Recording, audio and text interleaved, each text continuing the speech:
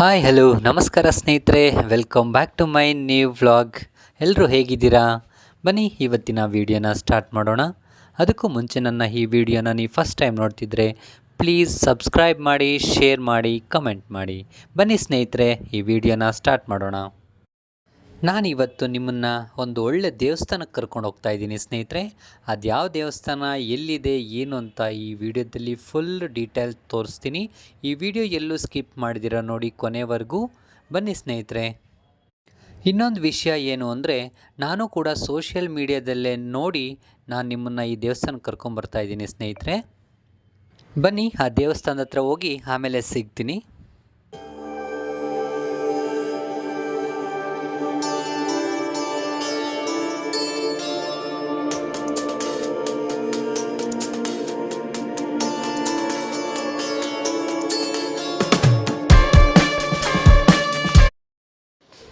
ನೋಡಿ ಸ್ನೇಹಿತರೆ, ಇದೇ ಆ ದೇವಸ್ಥಾನ.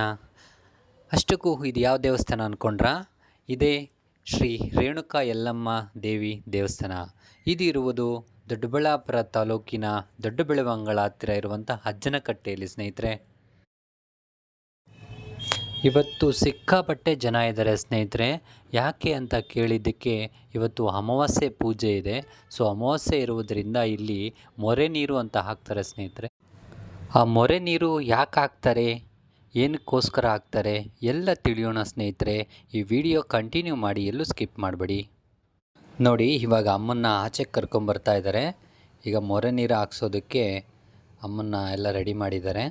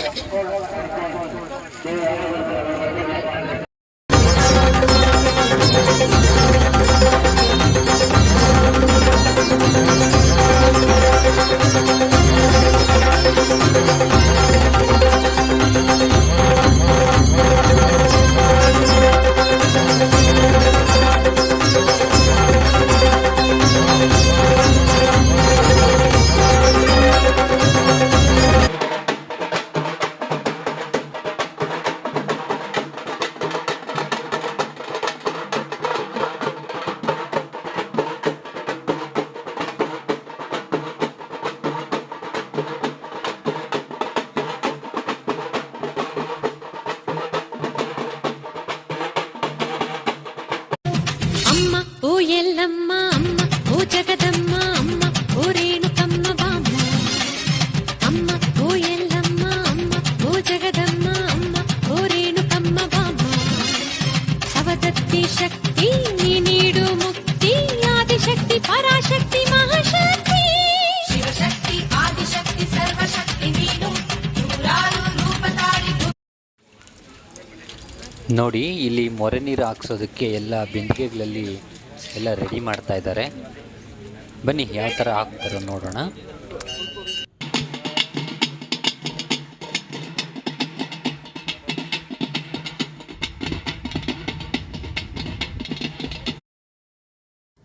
ಸ್ನೇಹಿತರೆ, ಮೊರೆ ನೀರು ಯಾಕೆ ಹಾಕ್ತಾರೆ ಮತ್ತು ಅದರ ಪ್ರಯೋಜನಗಳು ಏನು ಅಂತ ಇಲ್ಲಿನ ಅನು ಜೋಗತಿ ಅಮ್ಮನವರು ನಮಗೆ ತಿಳಿಸ್ಕೊಡ್ತಾರೆ. ಬನ್ನಿ ಸ್ನೇಹಿತರೆ, ಅದರ ಬಗ್ಗೆ ಕೇಳೋಣ. ಭಕ್ತರೇ, ಕೆಲವೊಂದು ವಿಚಾರಗಳನ್ನ ನಾನು ನಿಮ್ಗೆ ಹೇಳಿದ್ದೀನಿ. ಯಾವ ತರ ಮೊರೆ ನೀರು ಹಾಕ್ತಾರೆ, ಯಾವ ತರ ಕುತೂಹಲ ಜಾಸ್ತಿ ಇದೆ. ಮೊರೆ ನೀರು ಯಾವ ರೀತಿ ಹಾಕ್ತಾರೆ ಅನ್ನೋ ಯಾವ ರೀತಿ ಹಾಕ್ತಾರೆ, ಇದೇ ರೀತಿ ಮೊರೆ ನೀರು ಹಾಕ್ತಾರೆ. ಯಾವಾಗ ದೇವಸ್ಥಾನ ಮುಂಭಾಗದಲ್ಲಿ ಹಾಕ್ತಾರೆ, ದೇವಸ್ಥಾನ ಮುಂಭಾಗದಲ್ಲಿ ಕೆಲವೊಂದು ಕಾರಣಾಂತರದಿಂದ ಪಕ್ಕದಲ್ಲಿ ಜಾಗ ಚೆನ್ನಾಗಿದೆ ಆಗ್ಬಿಟ್ಟು ಇವಾಗ ಇದಕ್ಕಾಗಿ ಈ ಪಕ್ಕದ ಜಾಗದಲ್ಲಿ ಮೊರೆ ನೀರು ಮೊರೆನೂರು ವಿಶೇಷತೆ ಕೆಲವೊಂದು ನೀರಿಗೆ ನವರಂಧ್ರಗಳನ್ನ ಅರ್ಪಿಸ್ಬೇಕು. ಒಂದು ಗಂಗೆ ಶುದ್ಧ ಆಗ್ಬೇಕು. ಇವಾಗ ನಾವು ಶುದ್ಧಿ ಆಗಬೇಕು. ನಮ್ಮ ಮೈಯಲ್ಲಿರೋ ಕೊಳೆ ತೆಗಿಬೇಕು ಅಂದ್ರೆ ಸೋಪು ಸೀಗೆಕಾಯಿ ಹಾಕೊಂಡು ಉಚ್ಕೋಬೇಕು. ನಮ್ಮ ದೇಹ ಶುದ್ಧಿ ಆಗಬೇಕು ಅಂದ್ರೆ ಬಿಸಿನೀರ್ ಕುಡಿಬೇಕು. ಹಾಗೆ ನಮ್ಮ ಪಾಪನ ಕಳಿಬೇಕು ಅಂದ್ರೆ ಗಂಗೆ ಶುದ್ಧಿ ಮಾಡ್ಕೋಬೇಕು. ಪ್ರತಿ ಒಂದು ಪೂಜೆಗಳಲ್ಲಿ ಗಂಗೆನ ಶುದ್ಧಿ ಮಾಡಿ ಆ ಗಂಗೆನ ನಮ್ಮ ಮೇಲೆ ಹಾಕೊಂಡಿರ್ತಕ್ಕಂಥದ್ದು ಬಹಳ ವಿಶೇಷತೆ. ಇಲ್ಲಿ ಕೂಡ ಅದನ್ನೇ ನಾನು ಕೂಡ ಮಾಡಿರತಕ್ಕಂಥದ್ದು. ಆ ಗಂಗೆಗೆ ಕೆಲವೊಂದು ಐಟಮ್ಗಳನ್ನ ನಾನು ಹೇಳಿದೀನಿ. ನಾನು ಏನ್ ಹಾಕ್ತೀನಿ ಅಂತ ನನ್ಗೆ ಮಾತ್ರ ಗೊತ್ತಿದೆ. ಕೆಲವರು ಅದನ್ನ ಕೂಡ ಪರಿಹಾರ ಏನಾಗತ್ತೆ ಪರಿಹಾರ ಅನ್ನೋದು ಅದನ್ನ ನಾನು ತೋರಿಸ್ತಾ ಇದ್ದೀನಿ.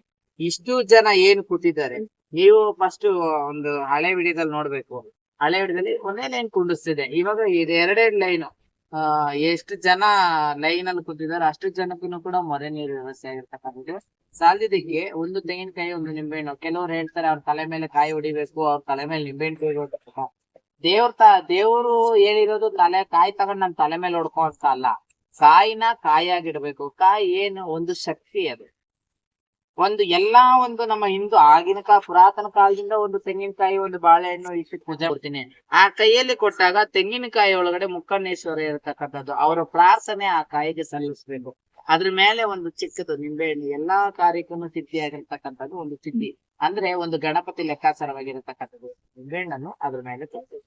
ಅವೆರಡೂ ಕೊಟ್ಟಾಗ ಅವರ ಸಮಸ್ಯೆಗಳು ಏನಿದೆಯೋ ಅದು ದೂರ ಆಗಿ ಅವ್ರ ಕಷ್ಟಗಳ ಅನುಷ್ಠಾನ, ಅವ್ರ ಭಕ್ತಿ ಅನುಷ್ಠಾನವಾಗಿ ಅವ್ರಿಗೆ ಪ್ರತಿಫಲ ಸಿಗೋದಾಗತ್ತೆ. ಕೆಲವರು ಏನ್ ಹೇಳ್ತಿದ್ದಾರೆ, ಅಮ್ಮನವ್ರ ಹತ್ರ ಹೋಗ್ತಾರೆ, ನಾನ್ ದೇವ್ರಲ್ಲ, ನನ್ನನ್ನ ನಂಬಿ ಬರಕ್ ಹೋಗ್ಬೇಡಿ ಆಯ್ತಾ, ನಾನು ನಿಮಗೆ ಮನುಷ್ಯ, ದೇವ್ರ ನಂಬಿ ಎಲ್ಲ ದೇವ್ರ ಸಂಜೆ ಅಮಾವಾಸ್ಯೆಯಿಂದ ಒಂಥರ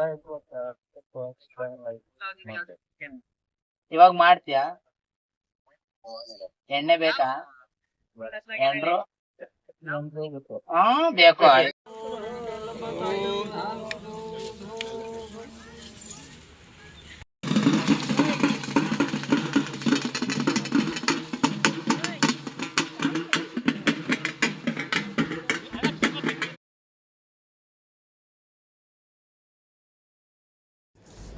ಕೇಳಿದ್ರಲ್ಲ ಸ್ನೇಹಿತರೆ, ಮೊರೆ ನೀರು ಹಾಕ್ಸೋದ್ರಿಂದ ಎಷ್ಟು ಪ್ರಯೋಜನ ಇದೆ ಅಂತ.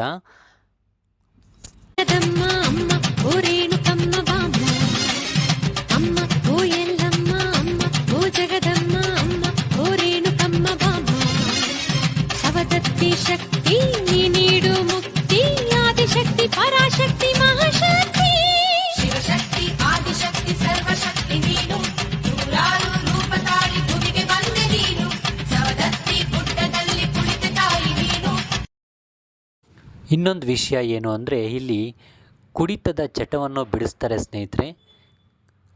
ಮತ್ತು ಕೋರ್ಟ್ ಕೇಸಿನ ಸಮಸ್ಯೆ ಆಗಿರ್ಬೋದು, ದಾಂಪತ್ಯ ಜೀವನದಲ್ಲಿ ಕಲಹ ಆಗಿರ್ಬೋದು, ಮನೆಯಲ್ಲಿ ಯಾವುದೇ ಥರದ ಮಾಟ ಮಂತ್ರ ವಾಮಾಚಾರ ಏನೇ ಆಗಿದ್ದರೂ ಕೂಡ ಇಲ್ಲಿ ಬಂದು ಒಂದು ಸಲ ಅಮಾವಾಸ್ಯೆ ಪೂಜೆಗೆ ಮೊರೆ ನೀರು ಹಾಕ್ಸಿದ್ರೆ ನಿಮ್ಮ ಎಲ್ಲ ಕಷ್ಟಗಳಿಗೆ ಪರಿಹಾರ 100% ಸಿಗುತ್ತೆ ಸ್ನೇಹಿತರೆ.